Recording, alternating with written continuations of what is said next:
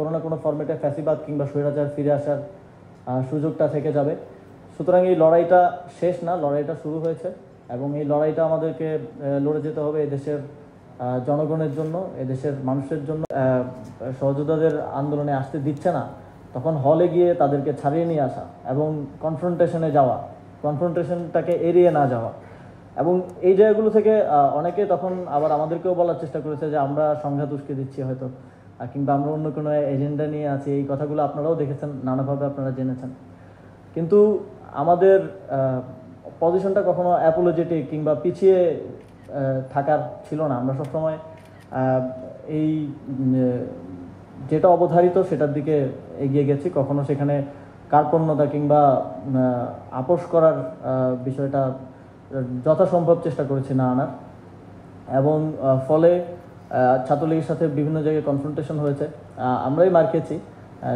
কিন্তু এর ফলে যেটা হয়েছে যে বাংলাদেশের মানুষের মধ্যে আমাদের পাশে দাঁড়ানোর একটা এবং তাদের যেই দীর্ঘ ফ্যাসিবাদী সময়ের কারণে যেই পুঞ্জীভূত ক্ষোভ সেটা প্রকাশ করার একটা সুযোগ সৃষ্টি হয়েছে। এবং এই আন্দোলনে অনেকগুলো ধাপ আছে।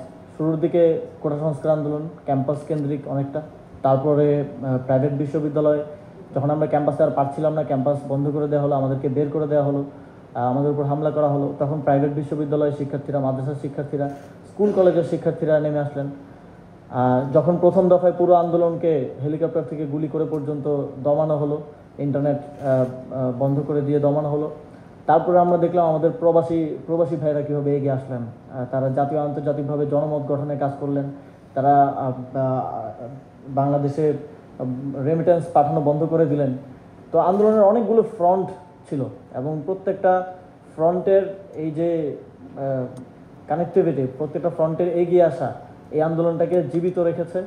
এবং এক দফায় পুরোপুরি নিবৃত্ত করার পরও এই আন্দোলনটা আবার সামনে এসেছে। ইভেন আমি আর নাহিদ ভাই আমরা তো প্রায় 10 দিন দৃশ্যপটেই ছিলাম না, 20 তারিখ থেকে 31 তারিখ পর্যন্ত। সেই সময়টাতেও যারা বাইরে ছিলেন তারা আন্দোলনটা পরিচালনা করে গেছেন স্বতঃস্ফূর্তভাবে। অনেক জায়গায় মানুষ নেমে এসেছে যেখানে হয়তো কোনো সংগঠকও ছিল না। এই ঘটনা প্রবাহের মধ্য দিয়ে একটা পরিণতি এই জুলাই গণঅভ্যুত্থান পেয়েছে। তবে আমি মনে করি যে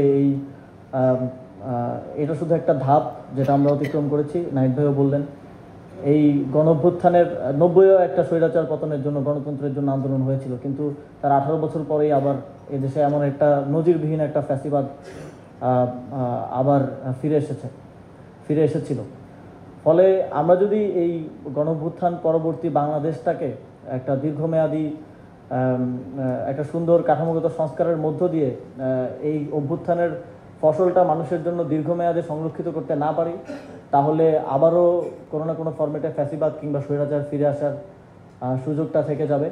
সুতরাং এই লড়াইটা শেষ না, লড়াইটা শুরু হয়েছে এবং এই লড়াইটা আমাদেরকে লড়ে যেতে হবে এদেশের জনগণের জন্য, এদেশের মানুষের জন্য।